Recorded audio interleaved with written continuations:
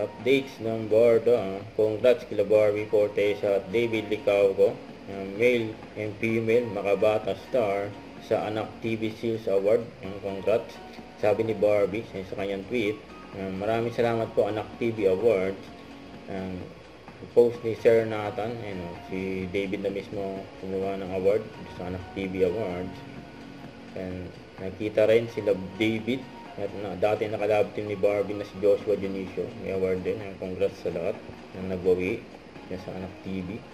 Tapos yung pa, behind the scene nila Barbie Fortesa at David Licauco ng Lambarda sa kanilang cover magazine ng Mega Entertainment na sinut sa Hong Kong. Grabe mga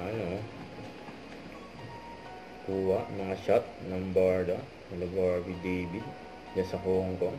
Excited na yung mga fans ng Barda sa magazine nila. Huwag kalimutan mag-subscribe, click ang notification bell para lang updated ko on your reaction live. Bye guys, thank you for watching.